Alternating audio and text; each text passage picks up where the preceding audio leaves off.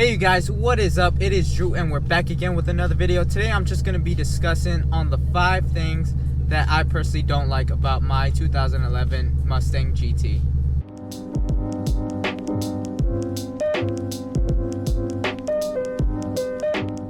Okay, so to start off this list, the number one thing that I would say that I hate about my Mustang GT would definitely be the transmission. So the MT82 transmission is an overall, it's not a terrible transmission. However, it being in this Mustang just makes it an overall terrible transmission. And what I mean by that is the MT82 transmission isn't bad. It's a good shifting transmission if, you know, you're doing what I'm doing right now. Just, you know, just cruising, you know, nothing over the top. But it's the fact that it's in a Mustang, which if you bought the 5.0 Mustang, you bought it for the horsepower, you know, because it's a fast car. So, and you know, if you got it with the manual transmission, it's because you like rolling your own gears. But the issue with that is you could honestly ask anyone with an MT82 transmission, you know, once you try to floor it, you know, you're revving out first, second gear, you know, you're just bound to get a transmission lockup.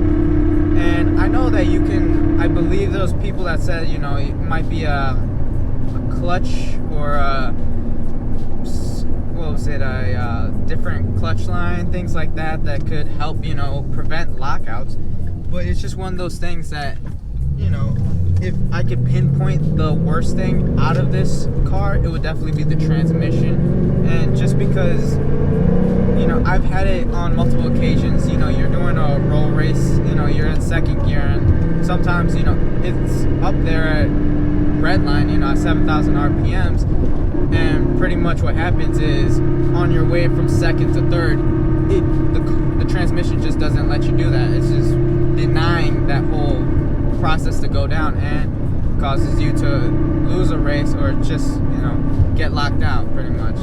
The second thing that I personally hate about this Mustang GT is the drive shaft. You know, it's a 2-piece drive shaft, and like I said, if you're just driving this, you know, Mustang just as, you know, a daily driver, which, I mean, I do that, but, you know, if you're a little more, you know, easy on the car, you know, the 2-piece drive shaft isn't terrible. You know, it's nice and smooth. However, with time and with a bunch of miles on the car, the bushings and, you know, just the overall connections between the 2-piece drive shafts just tend to get worn out and create lots of noise. So it is one of those things that you have to worry about.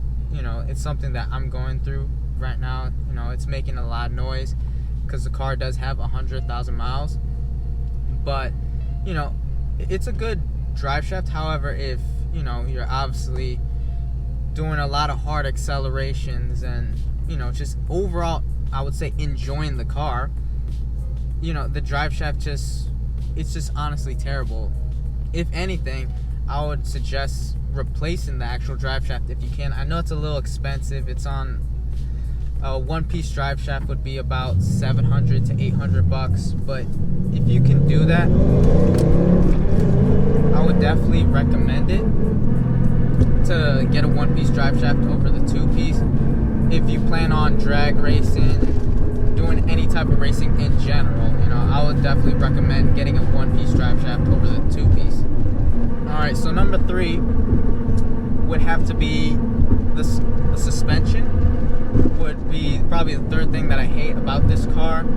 It's not terrible, you know, obviously it's a little bumpy, but that's not what bothers me. But it's the ride height of the suspension that I would say is the worst thing about it, just because it's so high up. And I know what Ford was trying to do, you know, the Ford engineers, they were trying to, you know, give you a nice good suspension that, you know, it would be good for the people that, you know, buy this car and just casually drive it, you know. But I feel like it's so high up that the center of gravity is raised, that to the point where I like to take this car on twisty roads. However, you know, there's just some roads that, you know, you just can't exceed some speeds before you start losing traction or the car feels a little unstable. So, you know, either coilovers or lower springs would definitely help with that. However, you know, me personally right now, I'm going through a situation where I don't want to lower my car because right now I have a warranty at Ford for 2 years on this car, and right now I'm working to get the whole transmission / could be drive shaft fixed. And there's been people saying that, you know, Ford always blames it on, you know, people lowering their cars and things like that. So I want them to fix the car pretty much before I actually lower it. But the best thing that I would do, if you like, because this car is good on twisty roads, you know, it has potential, you know, it just needs the overall right suspension, you know. I would say if you're really trying to either track this car or just take it on the weekends on twisty roads, I would just say get some coilovers. Definitely you can fine tune the suspension, get it to your personal likings, and that's an overall fix that you can do to this. But you know, it's one of the things that I personally hate. So numero cuatro, the fourth thing that I don't like about this Mustang is the plastic interiors. You know, it's definitely one of those things that, in my opinion,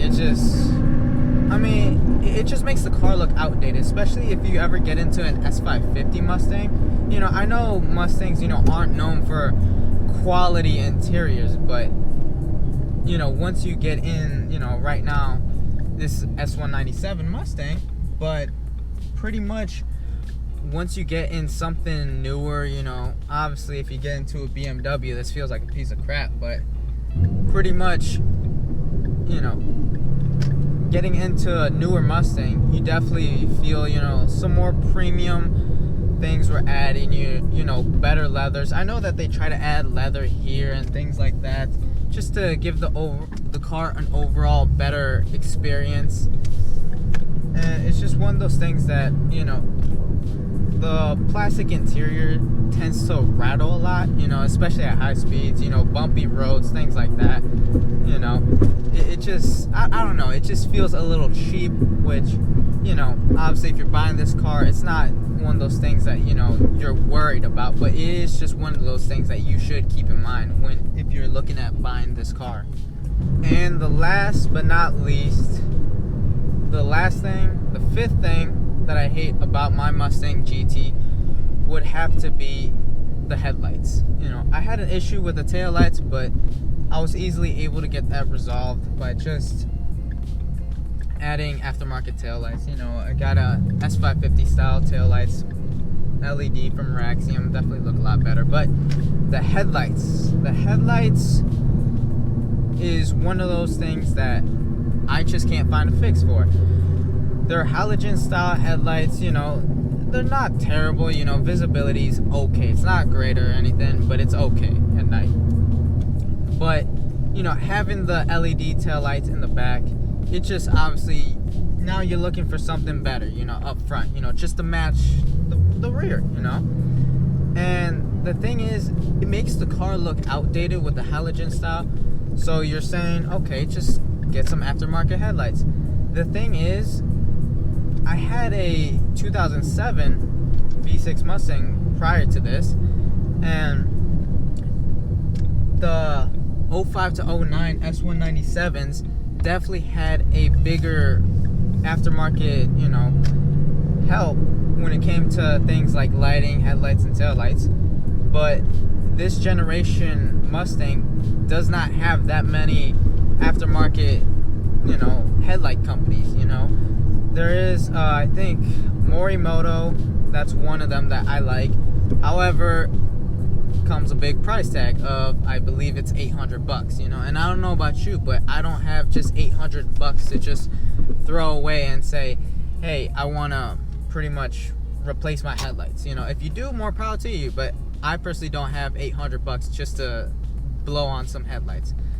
And you know, there's just not that many good looking headlights.